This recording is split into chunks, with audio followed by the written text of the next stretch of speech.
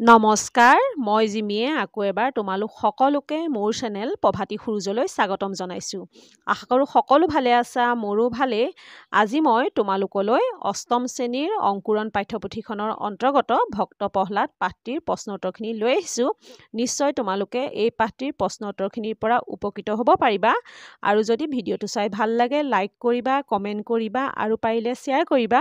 আৰু যিসকলে আজি মোৰ চেনেলত প্ৰথম ভুমুকি মাৰিছা তেওঁলোকে চেনেলটো ছাবস্ক্ৰাইব কৰি ল'বা, তেতিয়া মোৰ এনেধৰণৰ শিক্ষামূলক ভিডিঅ'সমূহ তোমালোকে পাই থাকিবা। আৰু অষ্টম শ্ৰেণীৰ অংকুৰণ পাঠ্যপুথিৰ অন্তৰ্গত আগৰ 4টা পাঠ তোমালোকলৈ মই আগতে আগবঢ়াই থৈছোঁ। তোমালোকে চাই ল'বা, যিকেইটা প্ৰথম গোট পৰীক্ষাত তোমালোকৰ বাবে অতি আৱশ্যক হ'ব। তেতিয়াহ'লে আহা আজি আমি পাঠটিৰ প্ৰশ্নোত্তৰখিনিলৈ আগবাঢ়োঁ। ভক্ত প্ৰহ্লাদ 1 নম্বৰতে চাবা উত্তৰ দিয়া। ক নম্বৰতে চাবা ভক্ত প্ৰহ্লাদ নাটিকাখনৰ মুখ্য চৰিত্ৰকেইটাৰ নাম লিখা। উত্তৰটো চাবা ভক্ত প্ৰহ্লাদ নাটিকাখনৰ মুখ্য চৰিত্ৰকেইটাৰ নাম হ'ল হৰি, ত্ৰিজগতৰ ত্ৰাণকৰ্তা, ভক্তবৃন্দৰ উপাস্য দেৱতা।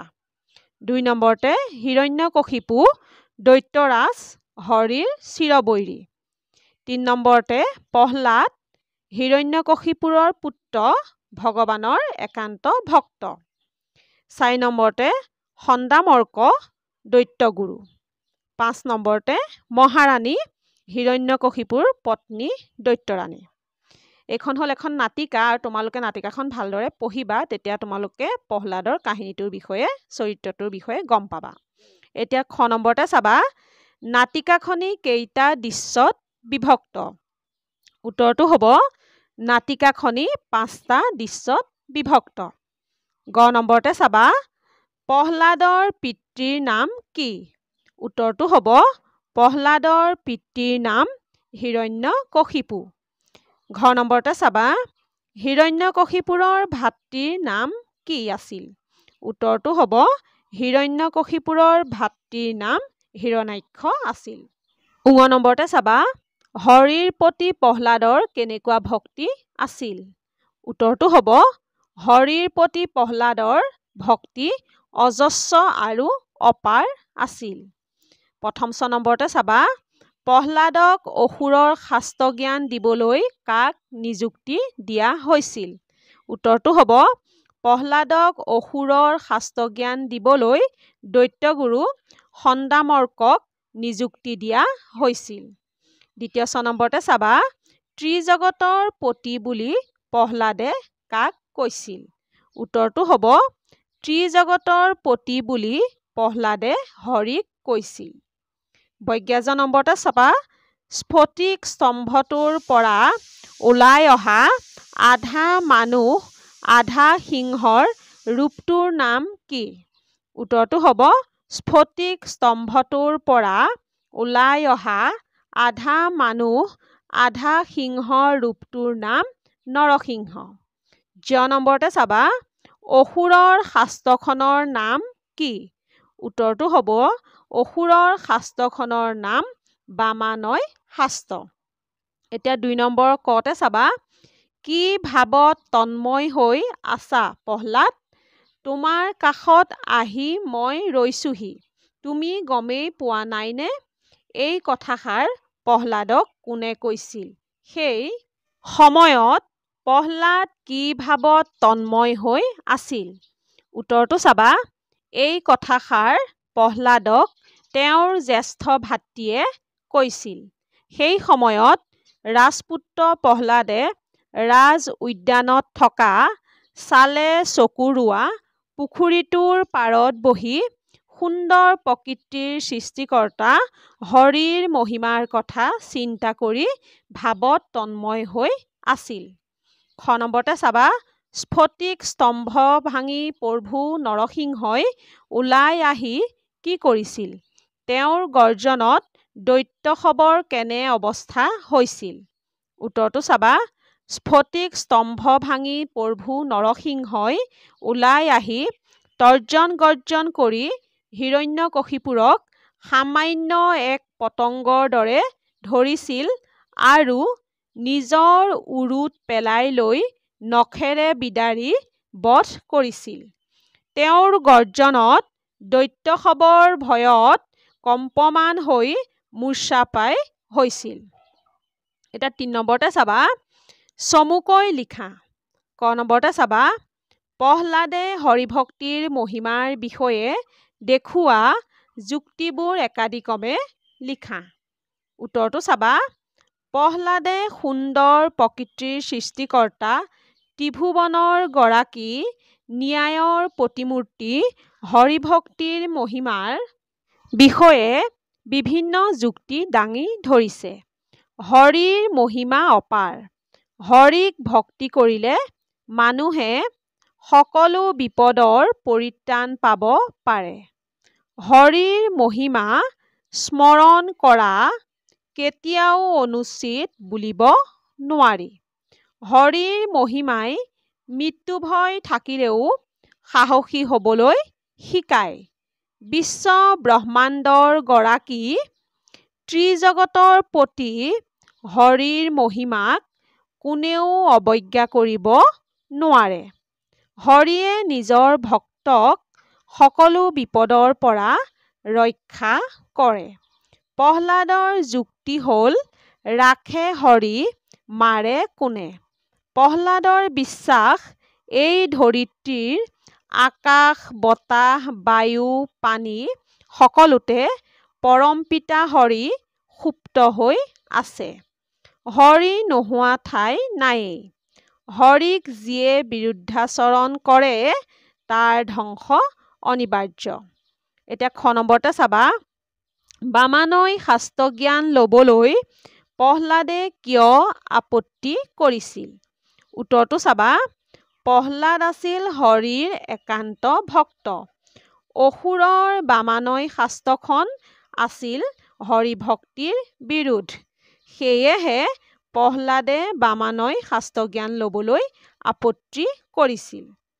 গ নম্বৰতে চাবা হৰিক দৈত্যবংশৰ চিৰবৈৰী বুলি দৈত্যৰাজ হিৰণ্যকশিপুই কিয় কৈছিল। উত্তৰটো চাবা হৰিক দৈত্যবংশৰ চিৰবৈৰী বুলি দৈত্যৰাজ হিৰণ্যকশিপুই এই কাৰণেই কৈছিল যে হৰিয়ে তেওঁৰ সহোদৰ হিৰণ্যাক্ষক বৰাহৰূপী দাঁতেৰে খুচি হত্যা কৰিছিল। বৰাহ মানে হৈছে গাহৰি ৰূপত। এতিয়া ঘ নম্বৰতে চাবা পিতৃক ক্ষমা কৰি দিবলৈ প্ৰহ্লাদে নৰসিংহৰূপী হৰিক কি বুলি কাকুতি কৰিছিল। উত্তৰটো চাবা পিতৃক ক্ষমা কৰি দিবলৈ প্ৰহ্লাদে নৰসিংহৰূপী হৰিক এই বুলি কাকুতি কৰিছিল হে হৰি আমাৰ সকলোকে শুভ বুদ্ধি দি আপুনি আমাক ৰক্ষা কৰক। পিতৃৰ সকলো দোষ মাৰ্জনা কৰি তেওঁক ক্ষমা কৰি দিয়ক। এতিয়া ঙ নম্বৰতে চাবা সন্দামৰ্কই প্ৰহ্লাদক বামানই শাস্ত্ৰজ্ঞান দিবলৈ কি কি বুজনি দিছিল। উত্তৰটো চাবা সন্দামৰ্কই প্ৰহ্লাদক বামানই শাস্ত্ৰজ্ঞান দিবলৈ এনেদৰে বুজনি দিছিল যে চোৱা ৰাজকুমাৰ প্ৰহ্লাদ তোমাৰ কণ্ঠত হৰিনামে শোভা নাপায়। তুমি হ'লা দৈত্যবংশৰ পুত্ৰ। দেৱতাৰ জয়গান গোৱাটো তোমাৰ বাবে উচিত হোৱা নাই। সেয়েহে আহা বামানই শাস্ত্ৰ পঢ়া য'ত আছে দৈত্যবংশৰ পৰম্পৰাৰ শিকনীয় অনেক কথা। ইয়াৰোপৰি সন্দামৰ্কই প্ৰহ্লাদক হৰিভক্তিৰ মহিমা বৰ্ণনাৰ পৰাও বিৰত থাকিবলৈ কৈছিল। নহ'লে প্ৰহ্লাদৰ পিতৃ দৈত্যৰাজৰ ক্ৰোধাগ্নিয়ে সকলোকে ভস্ম কৰি পেলাব। এতিয়া প্ৰথম ছ নম্বৰতে চাবা প্ৰহ্লাদে গুৰুদ্বয়ৰ বুজনি কিয় মানি লোৱা নাছিল। উত্তৰটো হ'ব প্ৰহ্লাদে গুৰুদ্বয়ৰ বুজনি মানি লোৱা নাছিল কাৰণ সেই বুজনি আছিল হৰিভক্তিৰ বিৰোধী। প্ৰহ্লাদ আছিল হৰিৰ মহিমা বৰ্ণনা কৰা একান্ত ভক্ত। হৰিৰ একান্ত ভক্তই হৰিবিৰোধী বুজনি কেতিয়াও মানি ল'ব নোৱাৰে। 4 নম্বৰতে চাবা ব্যাখ্যা কৰা। ভাৰতীয় ভক্তিধাৰাৰ ঐতিহ্যত প্ৰহ্লাদৰ কাহিনী হ'ল এক গৌৰৱময় সংযোজন। উত্তৰটো চাবা উক্ত কথাফাকি আমাৰ অংকুৰণ পাঠ্যপুথিৰ অন্তৰ্গত ভক্ত প্ৰহ্লাদ নামৰ পাঠটিৰ পৰা তুলি দিয়া হৈছে। প্ৰহ্লাদৰ জীৱন কাহিনীটোক ভাৰতীয় ভক্তিধাৰাৰ ঐতিহ্যত এক গৌৰৱময় সংযোজন বুলি উল্লেখ কৰিছে। ভাৰতীয় ভক্তিধাৰা হৈছে বৈষ্ণৱ ধৰ্ম।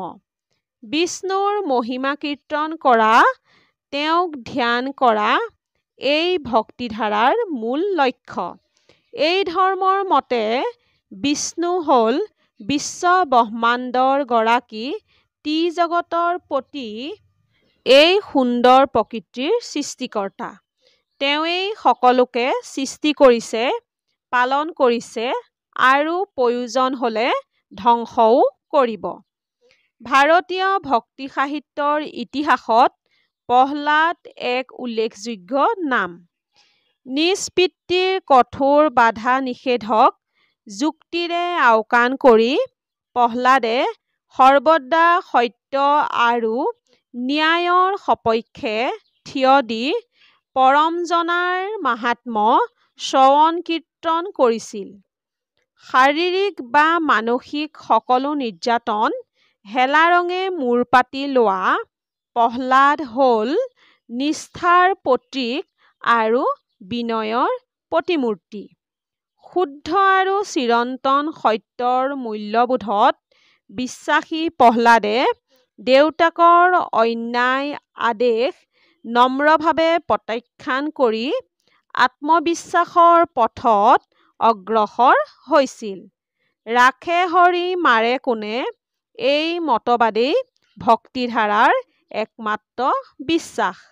প্ৰহ্লাদ কাহিনীটোৰ জৰিয়তে এই মতবাদেই প্ৰমাণিত হৈছে। সেয়েহে ভাৰতীয় ভক্তিধাৰাৰ ঐতিহ্যত প্ৰহ্লাদৰ কাহিনীটোক গৌৰৱময় সংযোজন বুলি কোৱা হৈছে। তোমালোকে জানাই ব্যাখ্যা কৰাত 3টা পেৰেগ্ৰাফ থাকে। প্ৰসংগ, সংগতি, ব্যাখ্যা। মই তোমালোকক 3টা পেৰেগ্ৰাফে লিখি দিলোঁ, তোমালোকে লিখি ল'বা। এতিয়া 5 নম্বৰতে চাবা মোৰ বিনাশ বোধ কৰোঁ কাৰো জ্ঞাত নহয় যে মোক মানুহ অথবা জন্তুৱে বধ কৰিব নোৱাৰে। আনহাতে মোৰ মৃত্যু দিনৰ ভাগতো নহয় আৰু ৰাতিও নহয়। সেয়েহে মই নিশ্চিত, সহজে নহয় মোৰ বিনাশ। এই সংলাপটো কোনে কাক কৈছে লিখা। উত্তৰটো চাবা হৰিৰ বিৰুদ্ধাচৰণ কৰিলে আপোনাৰ অমংগল অথবা বিনাশৰো সম্ভাৱনা আছে বুলি যেতিয়া হৰিভক্ত প্ৰহ্লাদে হৰিবিৰোধী পিতৃ হিৰণ্যকশিপুক কৈছিল, তেতিয়া হিৰণ্যকশিপুই প্ৰহ্লাদক উক্ত কথাষাৰ কৈছিল। এতিয়া 6 নম্বৰটো তোমালোকক কৈছে ওপৰৰ সমাসযুক্ত বাক্যসমূহ তালিকাত উল্লেখ কৰা মতে লিখা। তোমালোকক দি দিছে ত্ৰিভুৱন, 3 ভুৱনৰ সমাহাৰ, হতাহতি, পৰস্পৰে হাতে হাতে কৰা যি যুঁজ, পৰ্বত গম্ভীৰ, পৰ্বতৰ নিচিনা গম্ভীৰ, ত্ৰিজগত, 3 জগতৰ সমাহাৰ, সিংহাসন, সিংহখচিত আসন।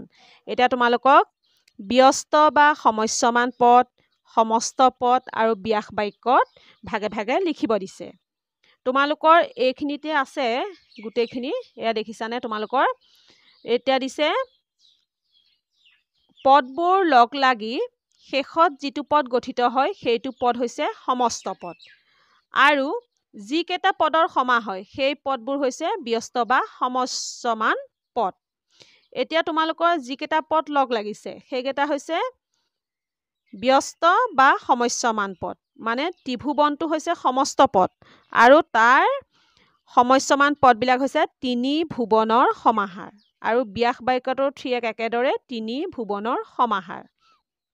ঠিক সেইদৰে হতাহতিটো সমস্ত পদত পৰিল, আৰু ব্যস্ত বা সমস্যমান পদত পৰিল পৰস্পৰে হাতে হাতে কৰা যি যুঁজ আৰু ব্যাস বাক্যটো সেইটোৱে পৰিল পৰস্পৰে হাতে হাতে কৰা যি যুঁজ সেইদৰে পৰ্বত গম্ভীৰ ত্ৰিজগত সিংহাসন এইকেইটাও সেইমতে মই তোমালোকক লিখি দিছোঁ তোমালোকে চাই ল'বা আৰু মই ভাবোঁ তোমালোকে নিশ্চয় বুজিব পাৰিছা এতিয়া ৭ নম্বৰটো চাবা এটা শব্দত প্ৰকাশ কৰা ক নম্বৰতে চাবা যাৰ সাহস আছে সাহসী খ নম্বৰতে চাবা যি ঈশ্বৰক বিশ্বাস কৰে আস্তিক গ নম্বৰতে চাবা যি বিষ্ণুক উপাসনা কৰে বৈষ্ণৱ ঘ নম্বৰতে চাবা একে মাকৰ সন্তান সহোদৰ ঙ নম্বৰতে চাবা যি সঁচা কথা কয় সত্যবাদী প্ৰথম ৬ নম্বৰতে চাবা যাক দেখা নাযায় অদৃশ্য এতিয়া ৮ নম্বৰতে চাবা বাক্য ৰচনা কৰা চিৰবৈৰী বৈৰী মানে হৈছে শত্ৰু চিৰবৈৰী মানে শত্ৰু সদায় শত্ৰু হিৰণ্যকশিপুৱে হৰিক চিৰবৈৰী বুলি ভাবিছিল হিংসা দেশ আমি সকলোৱে সমাজৰ পৰা হিংসা দেশ আঁতৰ কৰিবলৈ চেষ্টা কৰিব লাগিব আকাশ পাতাল আমি আকাশ পাতাল চিন্তা কৰি থকাতকৈ নিজৰ কৰ্ম কৰি যোৱা উচিত গৰিমা সৎ লোকৰ গুণ গৰিমাক সকলোৱে প্ৰশংসা কৰে চালে চকুৰোৱা মানুহ ঘৰৰ ফুলনিখন চালে চকুৰোৱা হৈছে শয়নে সপোনে প্ৰহ্লাদে শয়নে সপোনে একমাত্ৰ হৰিৰ মহিমাকে চিন্তা কৰি আছিল এতিয়া ৯ নম্বৰতে চাবা চমু উত্তৰ দিয়া ক নম্বৰতে চাবা সন্দামৰ্কৰ পিতৃৰ নাম কি উত্তৰটো হ'ব সন্দামৰ্কৰ পিতৃৰ নাম শুক্ৰাচাৰ্য খ নম্বৰতে চাবা বিষ্ণুৱে প্ৰধানকৈ কেইটা অৱতাৰ ধাৰণ কৰিছিল উত্তৰটো হ'ব বিষ্ণুৱে প্ৰধানকৈ 10টা অৱতাৰ ধাৰণ কৰিছিল সেই অৱতাৰকেইটা তোমালোকে জানানে বাৰু মই কৈ দিছোঁ তোমালোকে জানি ল'বা মৎস্য কুৰ্ম নৰসিংহ বামন পৰশুৰাম হলিৰাম বৰাহ শ্ৰীৰাম বুদ্ধ কল্কি এই 10টা অৱতাৰ বিষ্ণুৱে ধাৰণ কৰিছিল এতিয়া গ নম্বৰতে চাবা বিষ্ণুৰ চতুৰ্থ অৱতাৰটো কি উত্তৰটো হ'ব বিষ্ণুৰ চতুৰ্থ অৱতাৰটো হ'ল বামন অৱতাৰ ঘ নম্বৰতে চাবা বামানয় শাস্ত্ৰ কি উত্তৰটো হ'ল বামানয় শাস্ত্ৰ হ'ল বেদবিৰোধ শিক্ষা থকা অসুৰৰ শাস্ত্ৰ মানে অসুৰৰ শাস্ত্ৰখনৰ নামেই হৈছে বামানয় শাস্ত্ৰ মৰমৰ ছাত্ৰ ছাত্ৰীসকল ইয়াৰ লগে লগে আজি আমাৰ ভক্ত প্ৰহ্লাদ পাঠটিৰ প্ৰশ্ন উত্তৰখিনি শেষ হৈছে মই ভাবোঁ নিশ্চয় তোমালোকে এই পাঠটিৰ প্ৰশ্ন উত্তৰখিনিৰ পৰা উপকৃত হ'বা তেতিয়াহ'লে আজিৰ ভিডিঅ'টো ইয়াতে সামৰণি মাৰোঁ আজিৰ ভিডিঅ' চোৱা সকলোলৈকে মোৰ ফালৰ পৰা বহুত বহুত ধন্যবাদ জনাই আজিৰ ভিডিঅ'টো সামৰণি মাৰিছোঁ ধন্যবাদ